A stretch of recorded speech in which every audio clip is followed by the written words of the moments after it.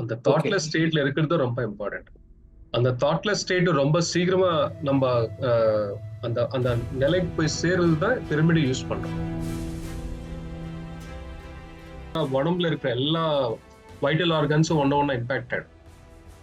Type 1 diabetes. So அதுக்கு mind related. ஆக்சுவலா உடம்பு சரியில்லைன்னா அதுக்கு காரணம் என்னன்னா எமோஷனல் அண்ட் மென்டல் பாடிஸ்ல அதோட ரூட் காஸ் இருக்கும். அந்த ரூட் காஸ் நீங்க தெரிஞ்சுக்கிட்டு அந்த ரூட் காஸ்க்கு ரிவர்ஸ்ல நீங்க யோசிக்கிறது ஆரம்பிச்சிட்டீங்கன்னா உங்க மைண்ட் எங்க இருக்கோ அங்கேதான் எனர்ஜியே, உங்களோட எனர்ஜி அங்க போகுதுன்னு அர்த்தம். எப்பப்பெல்லாம் நீங்க பழைய விஷயம் பத்தி யோசிச்சுட்டே இருக்கிறீங்களா அந்த பழைய விஷயம் தேவையில்லாத விஷயத்து மேலதான் எனர்ஜி போயிட்டு உங்க சப்கான்சியஸ் மைண்ட்ல we have that power to create. we have அதே நேரத்தில் we have power to destroy also. நம்ம நெகட்டிவ் திங்கிங்னால நம்ம உடம்பு கம்ப்ளீட்டா நாசனம் பண்றோம். நம்ம பாசிட்டிவ் திங்கிங்னால அந்த நாசனமான அந்த உடம்பு மறுபடியும் ரீகன்ஸ்ட்ரக்ட் பண்ணும். சும்மா பிசிக்கல் பாடி மேல ஆயின்மெண்ட் பூசினா போகாது. கொஞ்ச நாள் சப்ரஸ் ஆகும். பட் மறுபடியும் வர்றதுக்கு சான்சஸ் இருக்கு. அது பர்மனண்டா போகணும்னா அதோட ரூட் எங்க இருக்குன்னு பாத்தீங்கன்னா இந்த எக்ஸஸ் எனர்ஜி போய் அங்க போய் ஹீல் பண்ணும். நீங்க ஹீலிங்க்கும் இடம் கொடுக்காம வெளியில இருந்து இருக்கிற எனர்ஜியும் யூஸ் பண்ணிக்கிட்டே இருந்தீங்கன்னா தேவையில்லாத நோய், தேவையில்லாத மென்டல் இஷ்யூஸ், தேவையில்லாத மென்டல் டென்ஷன்ஸ், தேவையில்லாத எல்லாமே நம்ம வாழ்க்கையில் எதெல்லாம் நம்மளுக்கு தேவையில்லாத நம்மளுக்கு தேடி வந்துடும். நம்ம வாழ்க்கையில் எல்லா இந்த சினிமா மட்டும் இல்லை, வாழ்க்கையில அரசியல் பார்க்குறோம், ஆஃபீஸ்ல பாலிடிக்ஸ் பார்க்குறோம், வீட்டில் ரிலேஷன்ஷிப்ல நல்லது கெட்டதெல்லாம் பார்க்குறோம். நம்ம இந்த கண் மூலமா யாரெல்லாம் நம்ம பார்க்குறோமோ எல்லாரும் மேல ஒரு ஒப்பீனியன் கிரியேட் பண்ணும். அது வெறும் மனுஷங்கள் மட்டும் மேல இல்லை.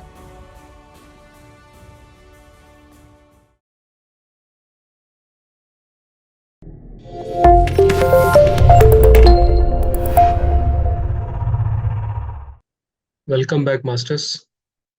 இன்னைக்கு டே 2 இந்த 21 days session science of pyramid meditation. So நேற்று மெடிடேஷன் பற்றி பேசணும். ஸோ அது பார்த்துருக்கோம். இன்னைக்கு வந்து மெடிடேஷனோட பெனிஃபிட்ஸ் என்னன்றது பார்க்கலாம். பிரமிட் யூஸ் பண்றதுக்கு ஏதாவது பர்டிகுலர் டைம் இருக்கா? பிரமிட் கேப் வச்சுட்டு மெடிடேட் பண்ணும்போது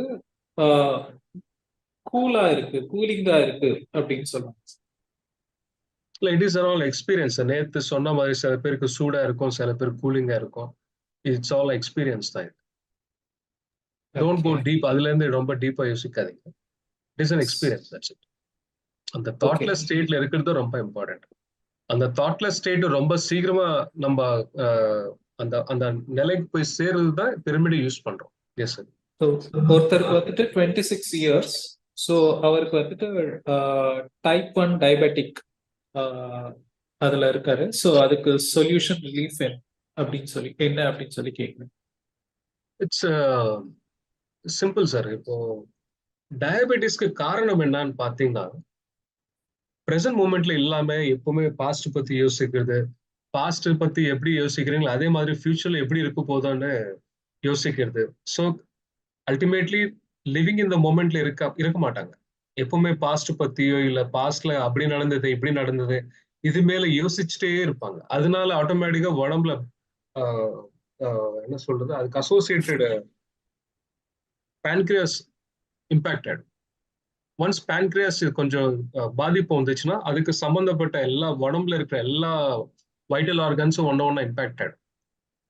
டைப் 1 டயபிட்டிஸ். ஸோ அதுக்கு மைண்ட் ரிலேட்டட். ஆக்சுவலா உடம்பு சரியில்லைன்னா அதுக்கு காரணம் என்னன்னா எமோஷனல் அண்ட் மென்டல் பாடிஸ்ல அதோட ரூட் காஸ் இருக்கும். அந்த ரூட் காஸ் நீங்க தெரிஞ்சுக்கிட்டு அந்த ரூட் காஸ்க்கு ரிவர்ஸ்ல நீங்க யோசிக்கிறது ஆரம்பிச்சிட்டீங்கன்னா டயபிட்டிஸ் போயிடும். எப்போ உங்க மைண்ட்ல மெடிசின் போட்டாதான் நோய் குணமாகும் என்ற மைண்ட் செட் இருக்கிற வரைக்கும் நோய் இருந்துட்டே இருக்கும் உடம்பு. இது பிராக்டிக்கலா நான் பார்த்தேன். டாக்டர் ஜோ டிஸ்பென்ஸோட புக்ஸ் நீங்க படிச்சீங்கன்னா breaking the habit of being yourself, you're the placebo, அப்புறம் பிகமிங் சூப்பர் நேச்சுரல், அப்புறம் Dawson Church, mind to matter, bliss brain, biology of belief, Bruce Lipton, இந்த மாதிரி புக்ஸ் எல்லாம் நீங்க படிச்சீங்கன்னா அதுல குவாண்டம் சயின்ஸ்ல அதை பத்தி எக்ஸ்பிளைன் பண்ணி அந்த குவாண்டம் சயின்ஸ் ஃபார்முலாஸ், அந்த பிரின்சிபல்ஸ் எப்படி நம்ம வாழ்க்கையில யூஸ் பண்ணணும் சொல்லிக் கொடுப்பாங்க. அந்த மெத்தட்ஸ் நீங்க அந்த அந்த என்ன சொல்றாங்கன்னா, உங்க மைண்ட் எங்க இருக்கோ அங்கேதான் எனர்ஜியே, உங்களோட எனர்ஜி அங்க போகுதுன்னு அர்த்தம். எப்பப்பெல்லாம் நீங்க பழைய விஷயம் பத்தி யோசிச்சுட்டே இருக்கிறீங்கன்னா, அந்த பழைய விஷயம், தேவையில்லாத விஷயத்து மேலதான் எனர்ஜி போயிட்டு உங்க சப்கான்சியஸ் மைண்ட்ல அந்த பேட்டர்ன் உருவாக்குதே தவிர நீங்க பிரசன்ட் மொமெண்ட்ல இல்ல. அந்த பேட்டர்னுக்கு சம்பந்தப்பட்ட, அந்த எமோஷனுக்கு சம்பந்தப்பட்ட ஒரு நெகட்டிவ் தாட்ஸ் இன்க்ரீஸ் ஆயிட்டே இருக்க தவிர, அந்த இன்க்ரீஸ் ஆயிட்டே இருக்கிறதுனால நம்ம உடம்புல தேவையில்லாத டாக்ஸின்ஸ் எல்லாம் ரிலீஸ் ஆயிட்டே இருக்கு. மைண்ட் டு மேட்டர் புக்ல என்ன சொல்றாங்கன்னா, ஒரு தாட் வில் கிரியேட் எ டிஷ்யூன்னு சொல்றாங்க. உங்க மைண்ட்ல ஒரு நெகட்டிவ் தாட் வந்ததுன்னா உங்க பாடியில ஒரு நெகட்டிவ் கெமிக்கல் ரிலீஸ் ஆயிட்டு இருக்குன்னு அர்த்தம். உங்க மைண்ட்ல ஒரு பாசிட்டிவ் தாட் வந்துச்சுன்னா உங்க உங்க பாடியில ஒரு பாசிட்டிவ் கெமிக்கல் ரிலீஸ் ஆயிடுன்னு அர்த்தம். எப்பப்பெல்லாம் நெகட்டிவ் தாட் உங்க மைண்ட்ல வருதோ அப்பப்போ உங்க உடம்புல அவ்வளவு விஷயம் ரிலீஸ் ஆயிட்டே இருக்கு. அதுதான் டாக்ஸின்ஸ் சொல்லுவாங்க. எப்போ பாடியில டாக்ஸினோட கவுண்ட் அதிகமாயிடுச்சோ அப்போ ஆட்டோமேட்டிக்கா என்ன ஆயிடும், ஸ்டெம் செல் கவுண்ட் கம்மியாயிடும். ஸ்டெம் செல் கவுண்ட் ஆகும்போது இம்யூன் பவர் கம்மியாயிடும். இம்யூன் பவர் கம்மி ஆகும்போது உங்களோட வைப்ரேஷன்ஸ், எனர்ஜி பாடியோட வைப்ரேஷன்ஸ் கம்மி ஆகும்போது ஆட்டோமேட்டிக்கா நெகட்டிவ், ஆட்டோமேட்டிக்கா டிசீஸ்ன்றது நீங்க இன்வைட் பண்ற மாதிரி ஆயிடும். ஸோ பாருங்க, ஒரு விஷயம் கம்மி ஆகும்போது ஆட்டோமேட்டிக்கா இன்னொரு நோய் வந்துடும். எனர்ஜி கம்மி ஆகும்போது நோய் வந்துடும், எனர்ஜி அதிகமாகும் போது நோய் போயிடும். எந்த தாட், எந்த நெகட்டிவ் தாட்னால உங்களுக்கு எனர்ஜி லோ எனர்ஜி கிரியேட் ஆகி ஒரு நோய் கிரியேட் ஆகுதோ அந்த நெகட்டிவ் பிளேஸ்ல பாசிட்டிவா போடுங்க. அதுதான் ரெமெடி. அது மெடிடேஷன் பண்ணதான் அந்த நெகட்டிவ் பேட்டர்ன் உங்களுக்கு பாசிட்டிவ் பேட்டர்னா மாறும். அது பண்ணதுக்கு அப்புறம் ஆட்டோமேட்டிக்கா டயபெட்டிஸ் மட்டும் இல்ல, கேன்சரே போயிடுச்சு. நிறைய பேருக்கு கேன்சரே போயிடுச்சு. இந்த குவாண்டம் சயின்ஸ் புக்ஸ் நீங்க படிச்சுட்டீங்கன்னா, breaking the habit of being yourself your the பிளாசிபோல பாத்தீங்கன்னா ரொம்ப மிராக்குலஸா ஒருத்தருக்கு தலை மேல இருந்து காலு கீழே வரைக்கும் எல்லாமே இஷ்யூஸ். ஒரு வைட்டல் ஆர்கன்ல ஒரு இஷ்யூ இருக்கு. பிரெயின்ல டியூமர், கண்ணு சரியா இல்லை, கேட்ராக்ட், அப்புறம் வாயில பார்த்தா கேன்சரு, யூசோஃபோகஸ், இந்த ஃபுட் பைப்ல அங்கே ஒரு இஷ்யூ இருக்கு, ஸ்டமக் அல்சர்ஸ் இருக்கு ஒருத்தருக்கு, அப்புறம் gall bladder issues, kidney issues, அப்புறம் மசில் வீக்னஸ், நர்வஸ் வீக்னஸ், அப்புறம் என்ன டயபெட்டிஸ்னால இது ஃபுட்ல நம்னஸ் வருது. இதெல்லாம் தலையில இருந்து கீழே கால் வரைக்கும் எல்லாம் இஷ்யூஸ் தான். அவங்க எப்போ மெடிடேஷன் பத்தி தெரிஞ்சுக்கிட்டு குவாண்டம் சயின்ஸ் பிரின்சிபிள்ஸை அப்ளை பண்ணதுக்கு அப்புறம் என்ன ஆயிடுச்சுன்னா அவங்க கிட்டத்தட்ட 1.5 வருஷத்துக்குள்ள எல்லாமே கிளியர் ஆகி கம்ப்ளீட்டா ஆரோக்கியமாயிட்டாங்க. We have that power to create. அதே நேரத்தில் we have power to destroy also. நம்ம நெகட்டிவ் திங்கிங்னால நம்ம உடம்பு கம்ப்ளீட்டா நாசனம் பண்றோம். நம்ம பாசிட்டிவ் திங்கிங்னால அந்த நாசனமான அந்த உடம்பு மறுபடியும் ரீகன்ஸ்ட்ரக்ட் பண்ண முடியும் நம்மளால. சில டாக்டர்ஸ் சொல்லுவாங்க ஒன்ஸ் டேமேஜ் இஸ் டேமேஜ். அதெல்லாம் பொய். அது டேமேஜ் இஸ் டேமேஜ் அதெல்லாம் பொய். Because your body is a physical, it's a miraculous பாடி.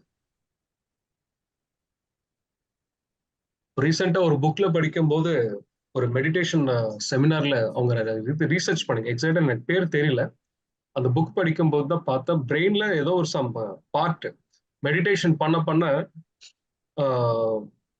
ஏதோ சம் ஒரு பார்ட் டியூமர் நினைக்கிறேன். அந்த டியூமர் வித்தின் ஒரு 2-3 வீக்ஸ்ல கம்ப்ளீட்டா கிளியர் ஆயிடுச்சு. ஏன்னா அவ்வளவு எனர்ஜி ரிசீவ் ஆகும்போது பாடியில எதெல்லாம் தேவையில்லையோ பாடியை ரிஜெக்ட் பண்ணிடும். அதுக்கப்புறம் அவங்க அந்த புக்ல மைண்ட் டு மேட்டர் புக்ல இருக்கு, நீங்க எல்லாருமே படிக்கணும் அந்த புக்கு. அந்த மெடிடேஷன் பண்ண ஸ்டெம் செல் கவுண்ட் ஜாஸ்தி ஆயிடும். ஐ திங்க் சம் ட்ரீட்மெண்ட்டுக்கு ஸ்டெம் செல் தெரப்பி பண்ணுவோம், ரொம்ப காஸ்ட்லி அது. அந்த மெடிடேஷன் பண்ண அந்த ஸ்டெம் செல் பாடியில ஆட்டோமேட்டிக்கா கவுண்ட் அதிகமாயிடும். பாடிக்கு அந்த கெப்பாசிட்டி இருக்கு. ஆனா அந்த பாடி செல்ஃப் ரிப்பேர் ஆகிறதுக்கு தேவையான சப்போர்ட் நம்மள கொடுக்கணும்.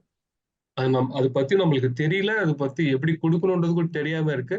அப்படிதான் வாழ்ந்துட்டு இருக்கோம். மெடிடேஷன் மூலமா வந்து ஆட்டோமேட்டிக்கா பாடியில செல்ஃப் ரிப்பேரிங் நடக்கும்போது இன்னும் தலைவலியில இந்த கேன்சர் வரைக்கும் எல்லாம் போயிடும். நடுவில் டயபெட்டிஸ் சப்பா மேட்டர்.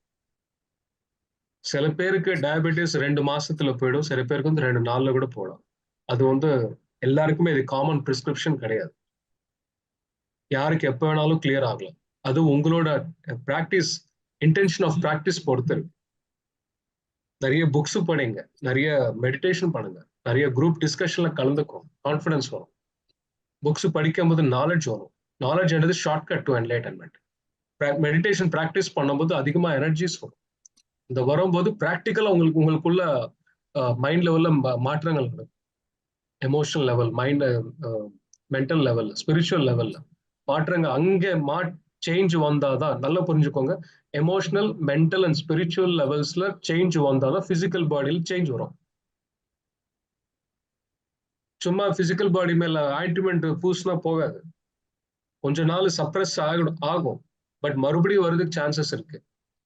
அது பர்மனண்டா போகணும்னா அதோட ரூட் எங்க இருக்குன்னு பாத்தீங்கன்னா எமோஷனல், மென்டல் அண்ட் ஸ்பிரிச்சுவல் பாடிஸ்ல தான் இருக்கு. அது நீங்க ரூட் மேல ஃபோக்கஸ் பண்ணுங்க, ஷூட் ஆட்டோமேட்டிக் செத்து போயிடும். ஒரு செடின்னு கட் பண்ணணும்னா சும்மா பிரான்சஸ், லீவ்ஸ் கட் பண்ணா போதாது. அந்த ரூட் கட் பண்ணுங்க, செடி ஆட்டோமேட்டிக் செத்து போயிடும். அந்த அதிகமான எனர்ஜி ரிசீவ் பண்ணும் போது உடம்புல மெடிடேஷன் மூலமா அப்போதான் தேவையில்லாத விஷயம் நம்ம கிட்ட இருந்து விலகி போயிடும். Simple. Thank you master. This is one of the greatest benefits of meditation.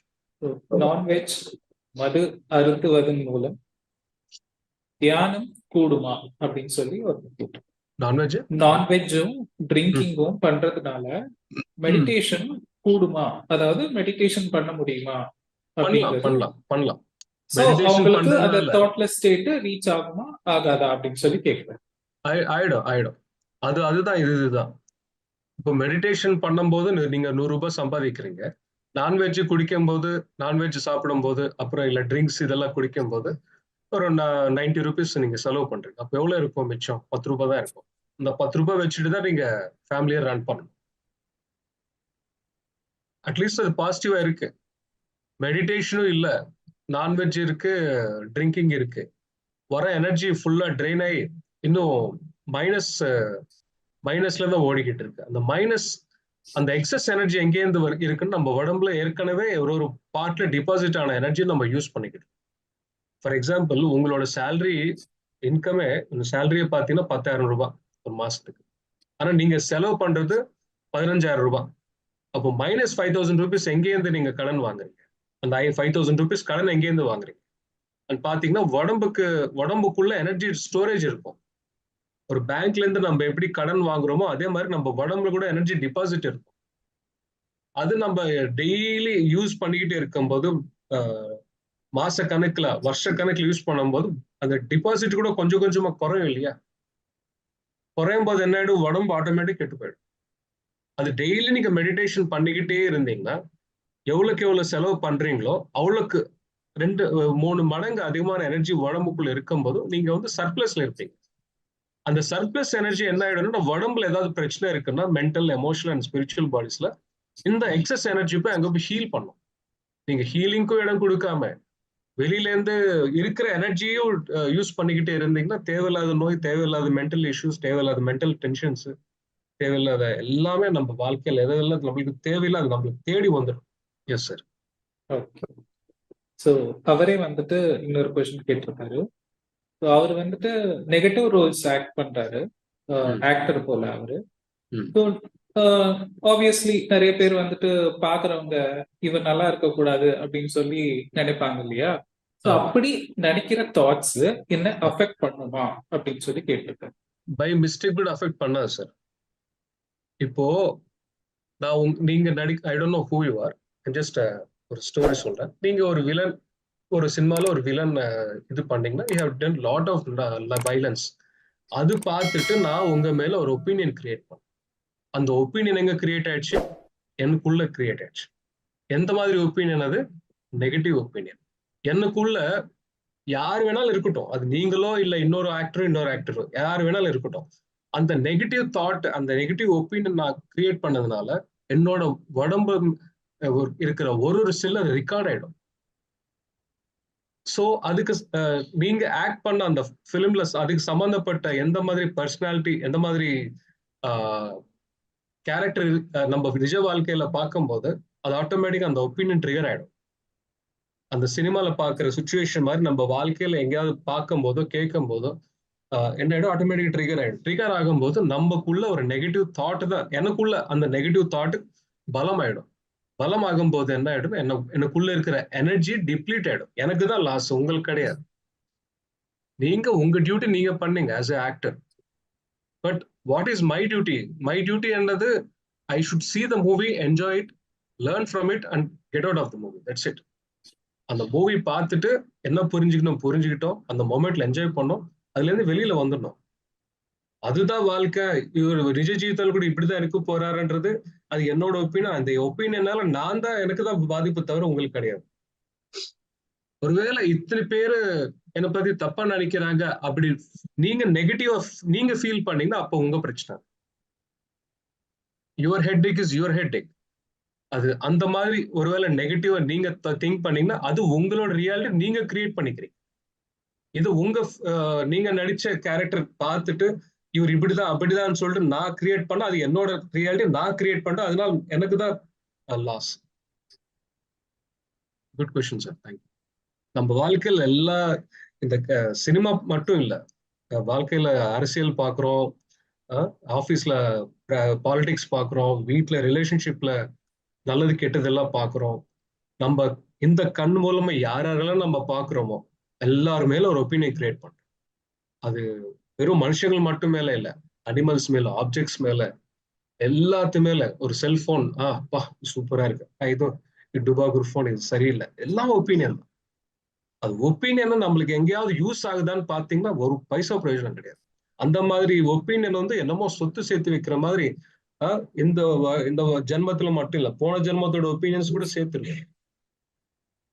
இந்த உலகத்துல எங்கேயுமே தேட முடியாத அந்த அளவுக்கு ஒரு டஸ்ட்பின் நம்ம மைண்ட்ல தான் இருக்கு. we are all exporters of nonsense மாதிரி. அந்த அளவுக்கு ஒப்பீனியன்ஸ் எல்லாருமே கிரியேட் பண்ணி வச்சிருக்கோம். அது எல்லாமே ஒரு இல்யூஷன்ன்ற விஷயம் எப்போ உங்களுக்கு தெரியும்னா நீங்க மெடிடேஷன் பண்ணதுக்கு அப்புறம் தான் உங்களுக்கு தெரிய வரும். இந்த ஒப்பீனியன் எதுவுமே யாருக்குமே யூஸ் ஆகாதுன்னு. இதெல்லாம் மைண்ட்ல வச்சுக்கிட்டா, இவ்வளவு குப்பை நம்ம மைண்ட்ல வச்சுக்கிட்டா நம்ம மைண்ட் மென்டல் பிளேன் அப்படி கெட்டு போயிடும், எமோஷனல் பிளேன் கெட்டு போயிடும், ஸ்பிரிச்சுவல் மைண்ட் பாதிக்கும், அதனால பிசிக்கல் பாடியும் பாதிக்கும். இந்த மாதிரி ஒரு மனுஷன் பூமி மேல இருக்கிறதுனால இந்த அது பாருங்க, இந்த ஹோல் என்விரான்மெண்ட் கிளியர் இது